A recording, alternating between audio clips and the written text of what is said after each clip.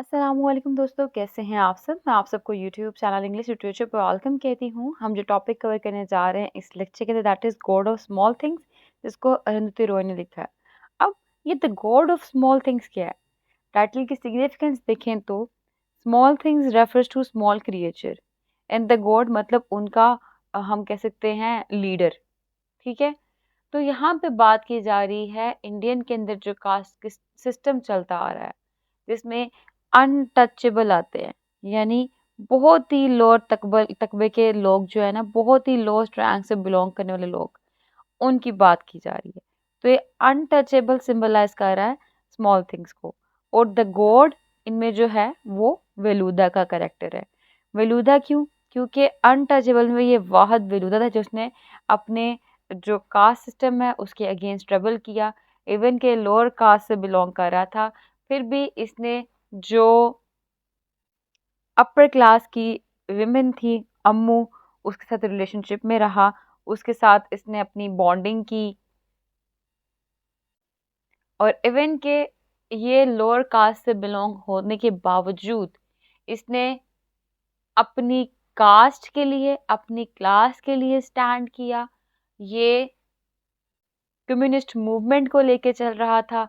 Communist movement जो थी वो इक्वालिटी की बात कर रही थी उस टाइम पे, यानी कि जो भी लोअर क्लास के लोग हैं या एलीट क्लास के लोग हैं, they all are equal, they must have equal rights. ठीक है, तो हम उसमें कह सकते हैं कि the god of small things refer कर रहा है बेलूदा के करेक्टर को। बेलूदा का जो करेक्टर है यहाँ पे वो एक परावान था, यानी कि अनटचेबल, और स्मॉल यानी कि इनसिग्निफिकेंट है। कोई भी हीरोइक एक्ट नहीं दिखाया गया यहाँ पे। फर्दर ये अम्मू थी, अम्मू का करेक्टर इसमें हम देखेंगे। अम्मू है जो वेलुदा को God of small thing consider करती है, और अम्मू ने ही वेलुदा के लिए गॉड ऑफ स्मॉल थिंग्स का जो फ्रेज है वो बोला था चैप्टर के अंदर। और जो प्रॉपर कोटेशन है that is the god of loss, the god of small things, he left no footprints in sand, no ripples in water, no image in mirrors. ठीक है, ये प्रॉपर कोटेशन है जो कि वेलुदा के अबाउट रिमार्क्स हैं given by अम्मू और the writer Arundhati Roy itself. ठीक है, ये टाइटल की सिग्निफिकेंस क्लियर होगी आपको कि टाइटल में बेसिकली एक लोअर रैंक से बिलोंग करने वाला एक अनटचेबल, एक परावान वेलुदा को इंडिकेशन दी गई, उसकी बात की गई, जिसने कोई भी हीरोइक वॉर, कोई भी फाइट्स, कुछ भी नहीं किया इसके अंदर। लेकिन स्मॉल थिंग्स यहाँ पे सजेस्ट कर रहा है। साथ ही मैं आपको बता दूं छोटे चिल्ड्रन को भी, क्योंकि जो जितने बच्चे थे वो वेलुदा को बहुत आइडलाइज करते थे। ऐस्था हो गया, राहेल हो गया, और इसके अलावा मार्गरेट, ये सब ना बहुत आइडलाइज करते थे। सोफी मॉल, ये आइडलाइज करते थे वेलुदा को। मार्गरेट नहीं, सोफी मॉल है। ठीक है, सोफी मॉल, राहेल एंड एस्था, ये बच्चे आइडलाइज करते थे वेलुदा को, वो अपने इसको गॉड कंसिडर करते थे। और वेलुदा भी उनके साथ बहुत ज़्यादा फ्रेंडली रहता था, उनका दोस्त बन के, उनका टीचर बन के उनके साथ खेलता था, टॉयज बनाता था उनके लिए। ठीक है, तो यहाँ पे स्मॉल थिंग हम कह सकते हैं छोटे बच्चे भी हैं, और स्मॉल थिंग छोटी कास्ट भी है। और द गॉड जो यहाँ पे रेफर कर रहा है वेलुदा को ही, और स्मॉल थिंग उसकी कास्ट को भी रेफर कर रहा है, उसके जो लाइक सराउंडिंग में जो उसके पीपल हैं उनको भी रेफर कर रहा है। ठीक, और लोअर क्लास को भी रेफर कर रहा है। टाइटल इटसेल्फ जो वो मार्क्सिज्म की इंडिकेशन भी दे रहा है, यानी कि लोअर एंड हायर क्लास की बात की जाएगी थ्रू एंड थ्रू नॉवल के अंदर। और नॉवल में जो इम्पोर्टेंट थीम है that is forbidden love. Forbidden love कैसे? अम्मू एंड वेलुदा, इनका लव, फॉरबिडन लव कहते हैं वो चीज़ जो कि सोसाइटी में एक्सेप्ट नहीं किया जाता। ठीक है, एक हायर रैंक की लड़की का छोटे से रैंक की लड़की के साथ जो मोहब्बत का रिश्ता है that is forbidden love. And then Estha and Rahel, ये दोनों बहन भाई हैं, ट्विन्स हैं। ठीक है, और ये भी आपस में रिलेशनशिप में आ जाते हैं, that is also forbidden in the society. इसमें फेमिनिज्म का जो थीम है वो भी बहुत डोमिनेंट है कि मेल भी फीमेल को एक्सप्लॉइट करें, जैसे कि पापाची मारता था ममाची को।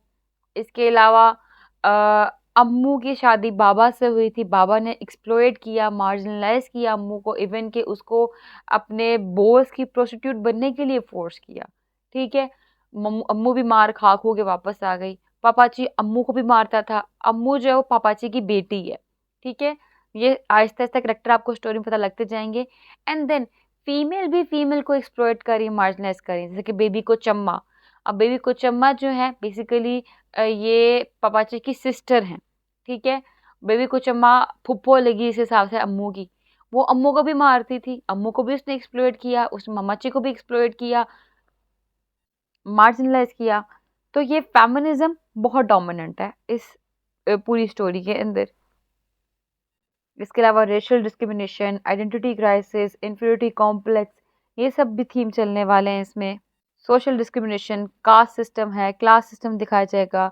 और इसके अंदर हम देखेंगे कि अगर फॉर एग्जांपल बात की जाए आइडेंटिटी की, राहिल एंड आयस्ता की बात की जाए, तो ये दोनों बहन भाई, इनके जो फादर थे वो क्रिश्चियन थे, सॉरी इंडियन थे, और जो मदर थी वो क्रिश्चियन थी। तो ये भी हाफ क्रिश्चियन और हाफ इंडियन चाइल्ड थे। और ऐसे बहुत से करेक्टर्स हम देखेंगे स्टोरी के अंदर।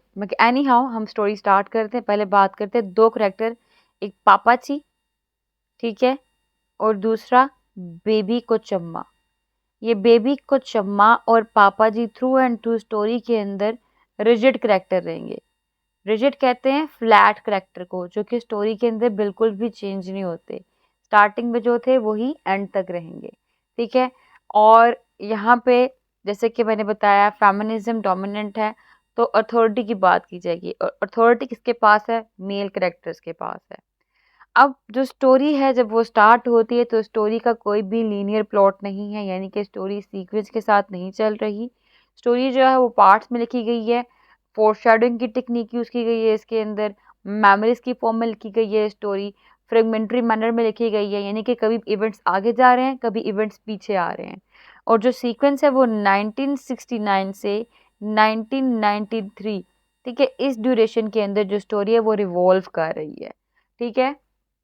सेटिंग इसके अंदर एम केराला है, और यहाँ पे जो फैमिली दिखाई गई है वो सीरियन क्रिश्चियन आयब फैमिली दिखाई गई हुई है, जो कि लैंड ओनिंग फैमिली है, वेल्दी फैमिली है, और ये इंडिया के अंदर रह रहे हैं, ठीक है। एम एक टाउन है केरला के अंदर जो कि इंडिया में मौजूद है।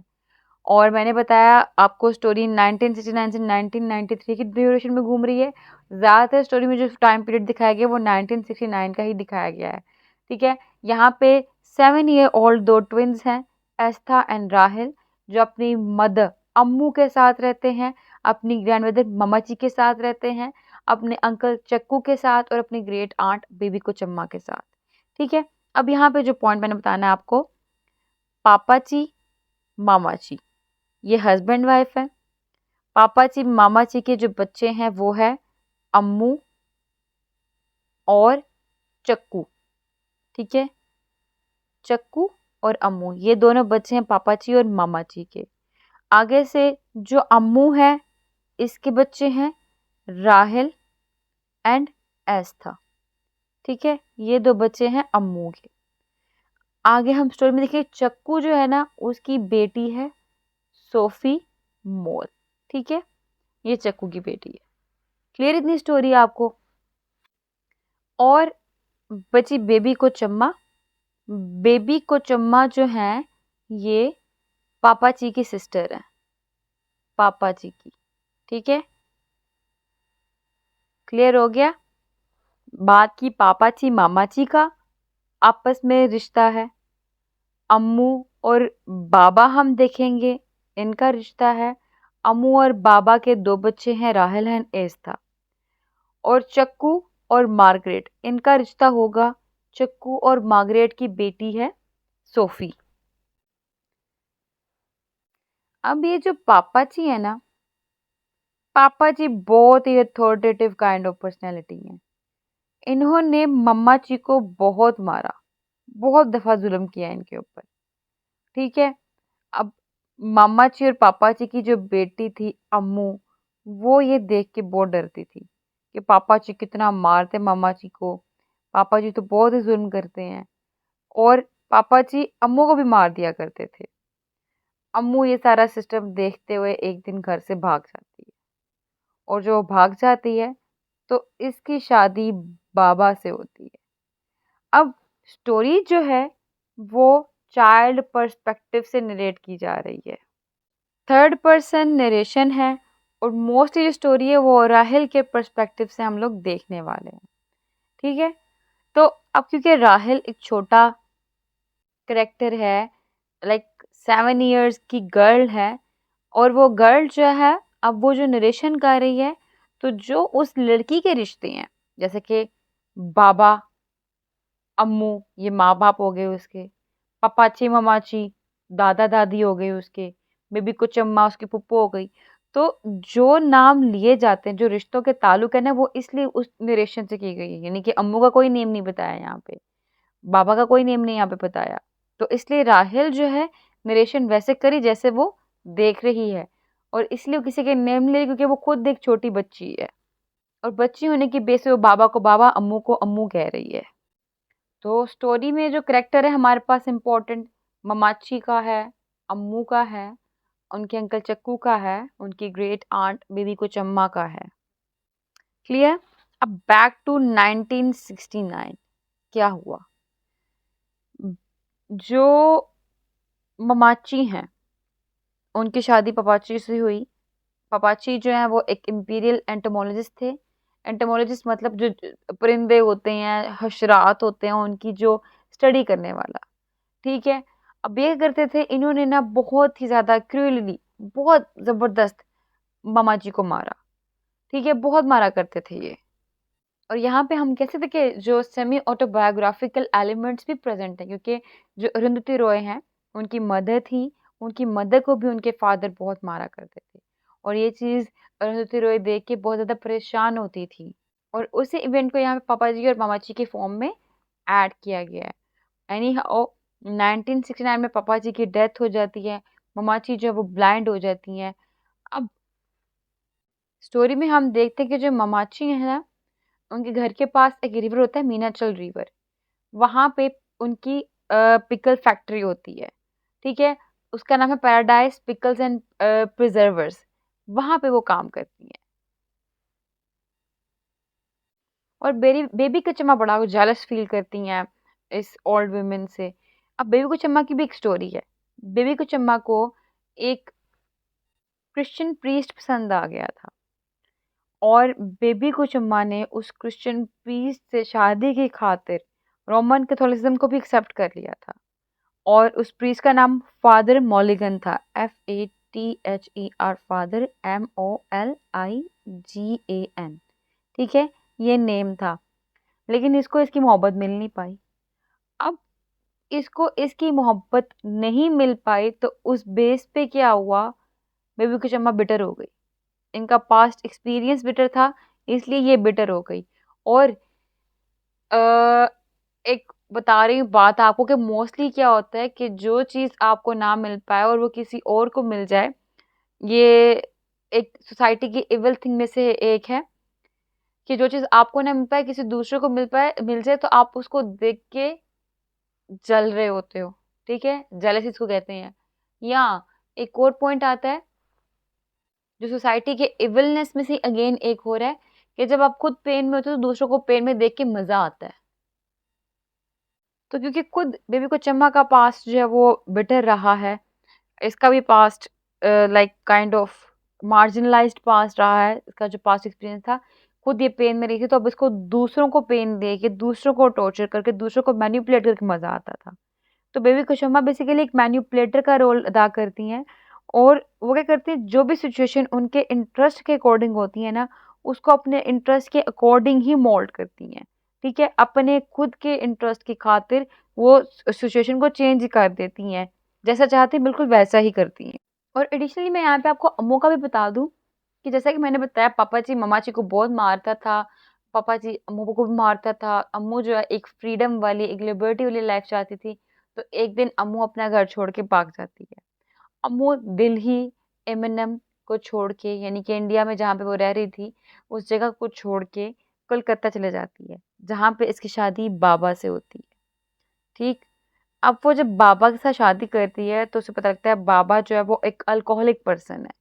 बाबा भी अम्मू को बहुत मारता है, और बाबा जो है for the sake of his promotion, अपनी प्रमोशन की खातिर, अच्छी इनकम की खातिर, फोर्स करता है अम्मू को कि वो इसके बॉस को साथ जो है टाइम स्पेंड करे। इसके बॉस को सीड्यूस करे। ठीक है, तो अब अम्मू जो है ये चीज़ परमिशन नहीं देती कि मैं क्यों इसके बॉस के साथ टाइम स्पेंड करूं। अम्मू अपनी जान बचाते बचाते वहां से भाग जाती है अगेन, और भाग के दोबारा अपनी फैमिली के पास ही आ जाती है। और जब वो आते तो उसके दो बच्चे होते हैं, एक राहिल और एक एस्था। राहिल जो है इसकी बेटी है और एस्था जो है इसका बेटा है। ऑन द अदर हैंड चक्कू, जो कि मम्माची एंड पापाजी का बेटा था, वो ऑक्सफोर्ड यूनिवर्सिटी में जाता है, यानी कि वो फॉरेन कंट्री में गया है। वहाँ पे वो एक अ, लड़की मार्गरेट को चम्मा से मिलता है। ठीक है, जो कि एक इंग्लिश वुमेन थी, उसको पसंद आ जाती है। चक्कू और मार्गरेट को चम्मा दोनों शादी हो जाती है, इनकी इनकी एक बेटी होती है, इसका नाम ये सोफी मोल रखते हैं। अब उसके बाद क्या होता है, मार्गरेट को जो JOE जो नेम का एक पर्सन पसंद आ जाता है, जिसकी खातिर मार्गरेट चक्कू को छोड़ देती है। ठीक है, अब क्या हुआ, चक्कू की और मार्गरेट की डिवोर्स हो गई, दोनों सेपरेट हो गए। चक्कू वापस आ चुका था M&M में, और M&M में आके उसने पिकल फैक्ट्री को संभालना शुरू कर दिया था। और इसी टाइम पे जो M&M है वहाँ पे कम्युनिस्ट पार्टी बहुत पॉपुलैरिटी गेन कर रही थी, जिनका स्लोगन था कि वो जितने भी इंफीरियर रैंक के लोग हों या सुपीरियर रैंक के लोग हों, सबके सब इक्वल हैं, सबको इक्वल राइट दिए जाएं। ठीक है, और जितने भी ये लैंडलॉर्ड से बिलोंग करने वाले लोग थे, इनके जो एलीट क्लास के लोग थे, उनको इनसे थ्रेट फेस करना पड़ रहा था।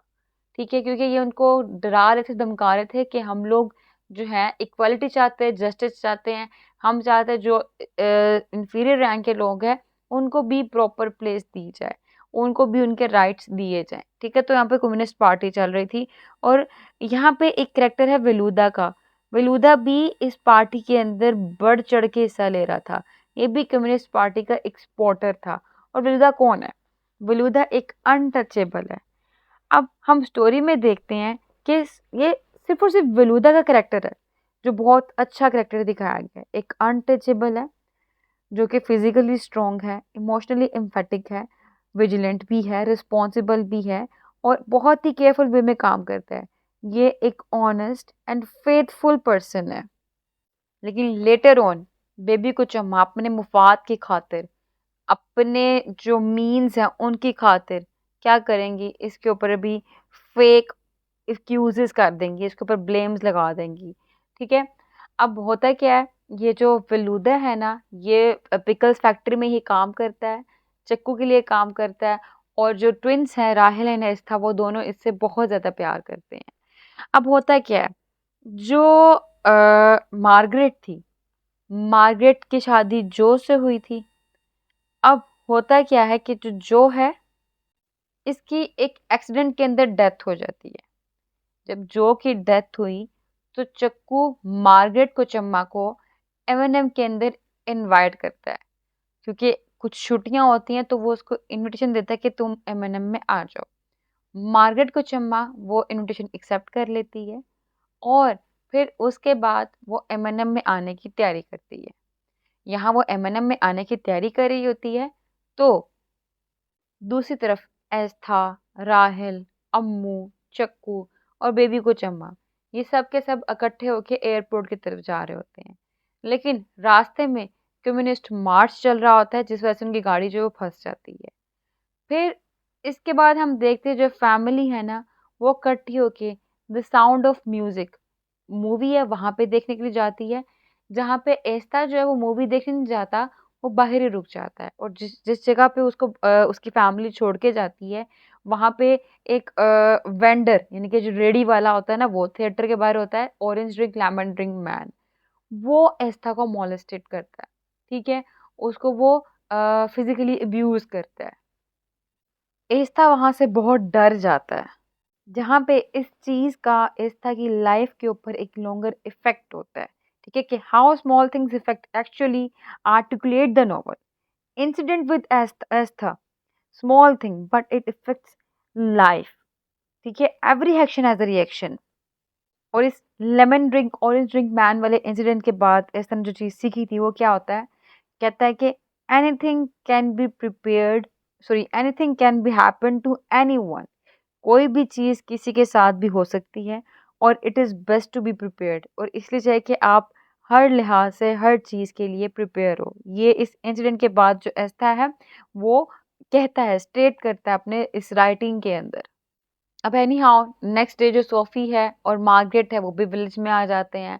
फिर उसके बाद जो फैमिली है वो वापस एम में आ जाती है, इनको लेकर, यानी कि सोफ़ी को और मार्गरेट को लेके आ जाते हैं। अब थ्रू एंड थ्रू हम देखते हैं एस्था को ऑरेंज ड्रिंक मैन से ना बड़ी खौफ आ रहा होता है, फेयर फील कर रहा होता है।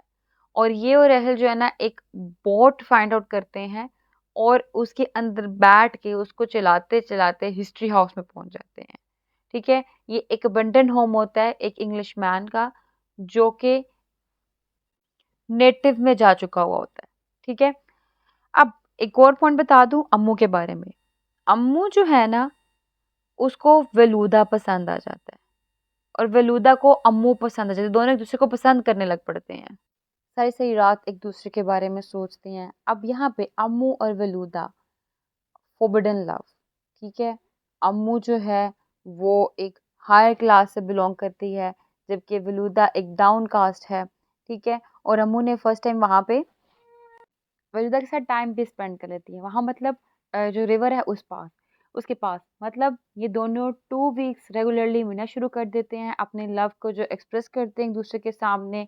और वेलुदा और ये अम्मू रिवर के पास मिलना भी शुरू कर देते हैं। They have spend time with each other. अब विलिया पापन, भाई ये वेलुदा का फादर है।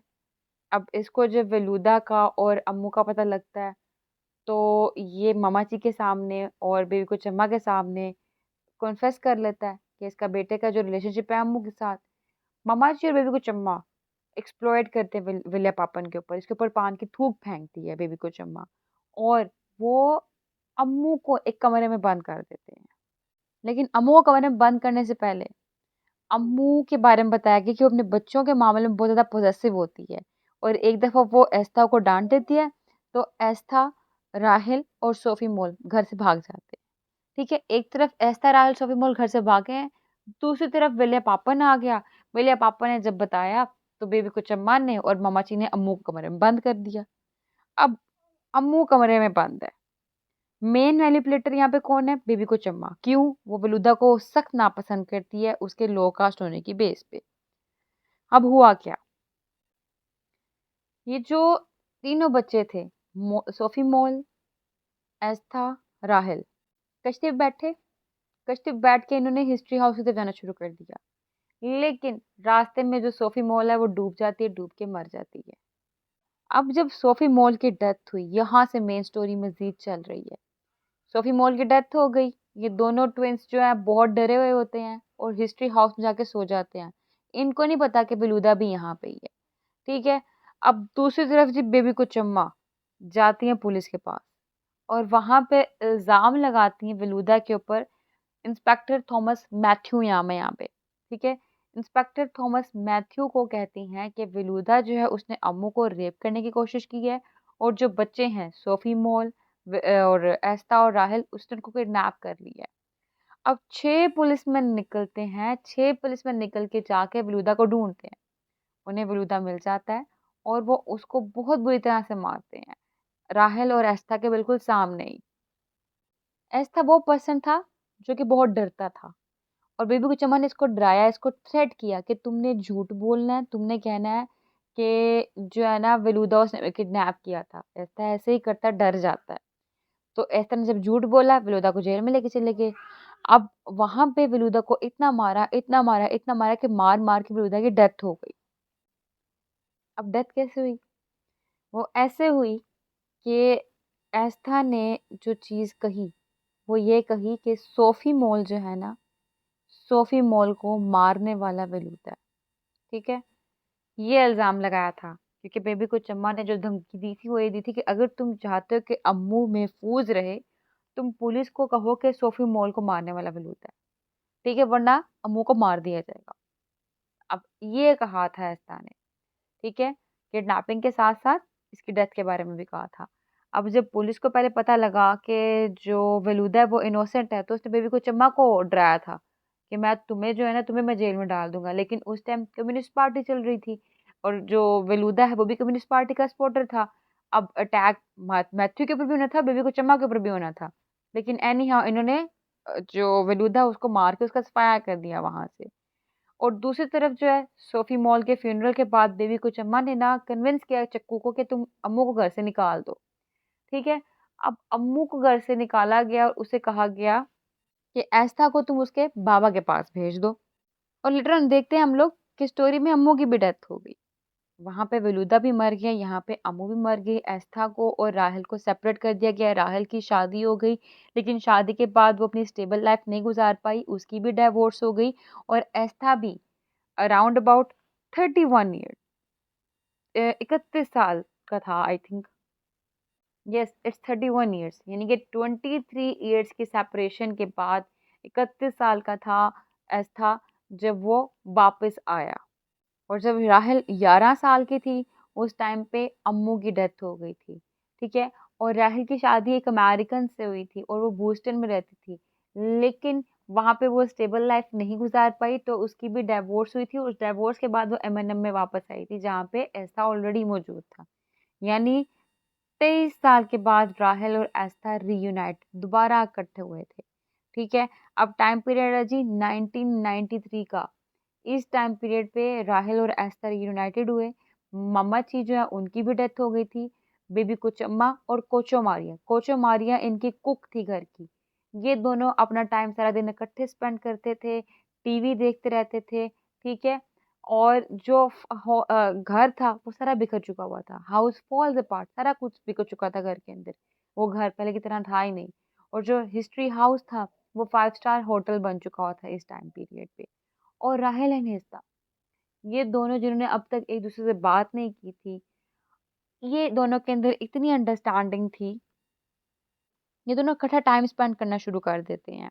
जो इनके नोटबुक्स थे, जो इनके ओल्ड ट्रिंकेट्स थे, ये उनको देखते हैं। ठीक है। और जो स्टोरी है उसकी जब एंडिंग होती है तो क्या होता है, they both spent there time together. ठीक है, दे हैव सेक्स। तो स्टोरी की एंडिंग फोरबिडन लव से होती है। यहाँ पे forbidden love Estha and Rahul का था, अम्मू एंड बलूदा का था। और यहाँ पे दिखाया गया कि सोसाइटी के जो रूल्स चल रहे होते हैं, जो नॉर्म्स चल रहे होते हैं, उनसे बिल्कुल हट के यहाँ पे एक एक्ट कमिट किया गया।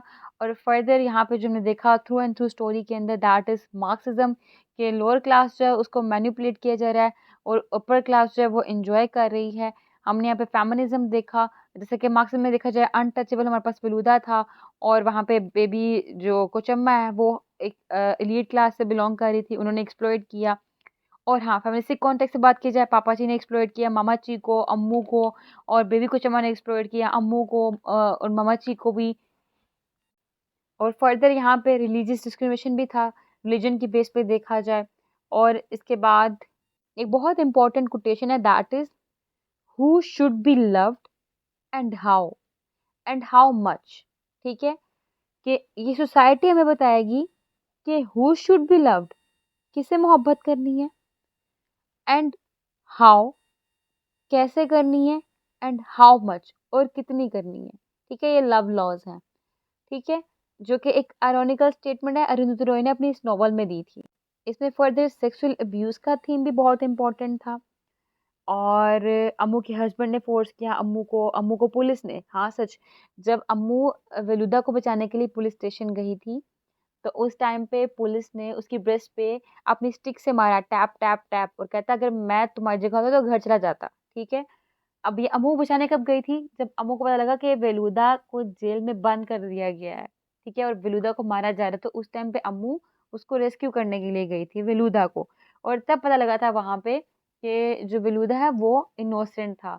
जिसपे मैथ्यू जो ऑफिसर था उसने बेबी कोचम्मा को कहा था कि तुम्हें मैं पकड़वा दूंगा, तुम्हें मैं पकड़ के तुम्हें मैं बंद कर दूंगा। तब बेबी कोचम्मा ने सप्रेस किया था, मार्जिनलाइज किया था एस्था को। ठीक है। तो एनी हाउ पुलिस ऑफिसर ने जो था सेक्सुअली अब्यूज किया अम्मू को, हस्बैंड ने उसको अब्यूज किया था, एस्था को यहाँ पे lemon Drigh orange Drigh man ने अब्यूज किया था। और फर्दर यहाँ पे बिट्रेयल का थीम, जब हमने देखा बेबी को चम्मा जो थी उसको लव अफेयर, और उसको वहाँ पे बिट्रेयल फेस करना पड़ा, फादर मॉलिगन ने उसको नहीं उसको सपोर्ट किया, अम्मू को उसके हस्बैंड ने बिट्रेड किया। एंड देन एस्था ने वेलुदा को विड्रॉ किया, जो कि बहुत ज़्यादा सिंपैथेटिक कंडीशन थी कि एस्था जो कि वेलुदा से बहुत ज़्यादा प्यार करता था, उसने ही वेलुदा के अगेंस्ट झूठ बोल के उसको फँसवा दिया। और फर्दर के एस्था और राहेल ब्रदर सिस्टर क्यों दे इंसिस्ट व्हाई, यहाँ पे उन्होंने साइकोलॉजिकल इंटीमेशन की बात की है, ठीक है, कि दे हैव साइकोलॉजिकल अंडरस्टैंडिंग और that is why they spend their time together. Narrative की बात की जाए तो फोर शैडो है, फ्लैशबैक है, मेमोरी है और एंटीक्रोनॉलजिकल ऑर्डर फॉलो किया गया है। Point of view third person है, who is telling the story. इसमें जो चाइल्ड नरेटर का यूज़ किया गया क्योंकि चाइल्ड इनोसेंट होता है और जो भी पर्सन इनोसेंट होता है उसकी नरेशन बहुत इंपॉर्टेंस रखती है, ठीक है, तो आप सिंपैथेटिक फील करते हो, चाइल्ड जो वो सच बोलते हैं, that is why child narrator है। यानी कि दो नरेटर्स के अंदर एक तो मेजर नरेटर जो हमारा वो राहेल है और दूसरा अननोन नरेटर है, यानी कि थर्ड पर्सन नरेशन की गई है इसमें। तो यहाँ हमारा नोवेल हुआ कंप्लीट। आई होप कि आपको सारी स्टोरी क्लियर हो चुकी होगी। वीडियो पसंद है, वीडियो को लाइक भी करेगा, चैनल को सब्सक्राइब करना मत भूलिएगा, दुआ में खास याद रखिएगा। Stay tuned, take care.